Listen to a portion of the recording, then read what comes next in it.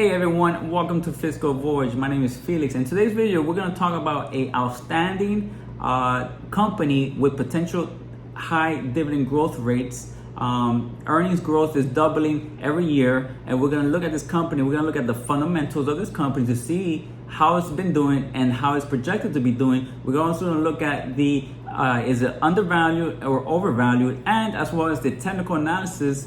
We're going to look at charts, and we're going to see if this company is in a good buying area with support, so that if we buy shares with a base under it, that means it could potentially go higher. So is going to increase our odds of profitability. So that's what we're hoping for. So let's dive right into the video. If you're new to the channel, make sure you hit that subscribe button and like this video if you enjoy it. And let's get started with this. All right, so let's talk about Cigna Corporation, ticker symbol CI. Basically, the stock is going for $199.86, under $200. Is up on Friday. It was up $2, or 1.05%. And let's look at some of the key metrics here under Cigna Alpha. Forward earnings is expected to be $20.39, giving the PE ratio of 9.8, which is really, really low. Considering it's a high quality company. We're going to look at that. Why is a high quality company shortly. Currently has a dividend rate of $4, paying out $4 a year, with a dividend yield at 2%. So the yield is quite low, but that's okay because this is such a high quality company, a lot of free cash flow. The dividend growth potential of this company is outstanding. We're going to look at that shortly in this video. Currently market cap at $65.55 billion. So let's look at the Morningstar first. First, Morningstar gives Cigna Corp a 4-star rating, which is a buy recommendation. 5-star would be a strong buy recommendation. So 4-star gives it a decent buy recommendation. Some other things, they give a fair value price of $274 versus the $200 Friday's close. So that's $74 potential of gains there per share, which is really good. And we look at some other key things. This is very important right here. This is what is to me the most important thing is the balance sheet, the financial health of a company. Can it withstand economic slowdowns, recessions because of strong balance sheet? Is it highly debted? So this is very important. Interest coverage at 9.66, which is really good. I like to see this at 2.5 or 3 or higher. The higher the better. And a debt equity ratio of only 0.7, which is outstanding. I like to see this at 1.5 and lower. Lower is better. So that's real good here. Interest coverage is real good. So let's look at some valuation metrics here based on Morningstar. You can see here price to earnings currently at 8.4, has a 5-year average of 16, so almost double the or half of the current PE versus the 5-year average, which is a great indicator of the undervaluation of Cigna Corp. Price to cash flow of 8.7 versus 9.7 is good. Price to book at 1.5 versus 2.2 5-year average. So overall, based on Morningstar metrics here, the company looks to be undervalued. If we also go look at the dividend, the yield, we see here the 5 years right here 0.16, and we look at that fast graph. So they don't have a long history of dividend yield, high yield. They just started really increasing their dividend, which is causing the 2% dividend yield. But if we look at the fast graph, you can see here this company, if we remove the price, this is how the company's been performing. Earnings, this is earnings. Price follows earnings. Always remember that price follows earnings. If earnings continue to increase, price will increase as well. And sometimes you have opportunities where they have overvaluation. Those are good selling points, and undervaluation, which are good buying point. Doesn't mean it's always exact science, but eventually price follows earnings.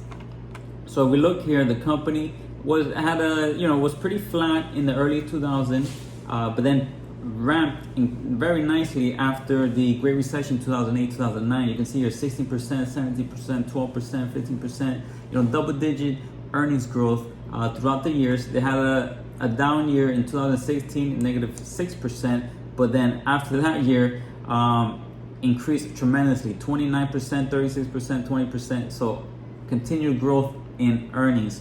And with that, you can see here price, these are great undervaluation. You can see here with a P of 8, 7, 10, where the earnings was always increasing. So eventually price follows earnings. And then here you have high valuation for whatever reason, and then it reverted back to the mean, or it just stayed, flat. It wasn't really doing much. But earnings continue to pick up, and this is our opportunity to buy more shares. And I actually own shares currently. I'm a little down $200. I own around 25 shares in my IRA account, but I'm looking to buy more shares in my taxable account and to continue to increase my exposure in Cigna Corp because of the undervaluation of this company. If you look here, it has a P of 9.87 based on Friday's close.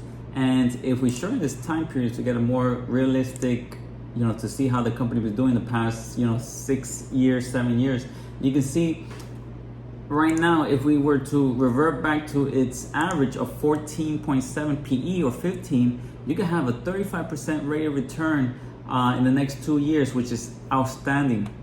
This is if the company continues to grow earnings, which I have no doubt that they won't continue to grow earnings. And you can see here S&P credit rating of A-.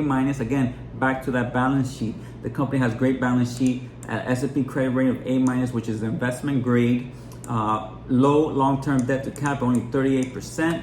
If we look at here, adjusted earnings yield of 10.13. I like to see this at 0.7, 6.5, 7, or higher. Higher the better, at 10 here. The dividend yield is not, extremely attractive, but this is going to be a company that I think is going to continue to grow the dividend because they have a lot of free cash flow. We're going to look at that shortly. But overall, you can see based on the fast graph, it looks to be undervalued. And now let's look at the free cash flow to make sure the company is able to pay out the dividends and pay out and increasing dividends. And you can see here, in the prior years, the dividend is very, very low, very, very low.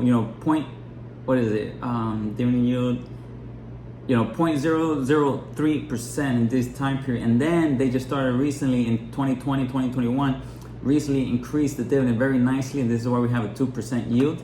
But look at this, free cash flow. Right now, based on the 2021 expected free cash flow, we're only at 19% payout ratio on the dividend, which is really good, which gives the company plenty of room to continue to grow the dividend at 10, 14%, 15%, in double digit growth for the dividend. So this will, like with yield on cost currently at 2, in the next 3-4 years, you can have maybe almost 3 to 4% yield on cost. So that's very, very looking forward to that. This is why I'm excited about this company and potentially buying more shares. So overall, you can see here the free cash flow very well covers it. So that the free cash flow basically gives the company more money in their pocket to either invest it to continue to grow the company, or distribute it through share buybacks or dividends back to the shareholders. And right now, if they were to increase the share buyback, that would be great because the undervaluation, you're buying the company cheaper, which then increase earnings, which then increase the potential for the price to continue to go back up because earnings growth. Again, price follows earnings. So, let's look at the technical analysis of Cigna Corp to see if it is a good price range to buy, because we like to see the fundamentals as well as the technical analysis of a company to make sure that we're getting the best possible entry for our long-term position. This chart here on the top left is the monthly chart, and the bottom left is the weekly chart. And this is the daily. And you can see here the company was as high as $272 in was it March or May 10th, and then it's just been on the downtrend ever since. And you can see here it had a big gap down on earnings, and actually earnings was really good. Actually, they had estimates of $4.95, and the company made $5.24. So that's what the market does sometimes. The company beats earnings, and it gaps down. Company does bad in earnings, and it gaps up. So this is why we use those opportunities to purchase shares, companies at great price, because the market is very irrational. So you can see here in the past few days, it's been on a downturn with the market. It's gone down as low as 191, and right now is again about $200. And you can see here the weekly chart. I'm going to use more here in this video, the weekly chart, because it shows a better understanding of support and resistance. And you can see here, if I draw a line here, you see over here, over here, over here, over here, it broke out here, but then it failed, and then eventually broke out, and then over here. So this $230 range is resistance. So you can see how the company, was trading there and failing, and eventually broke out, and then it was trying to get back up there in a higher, but then it failed again because of the past prior resistance.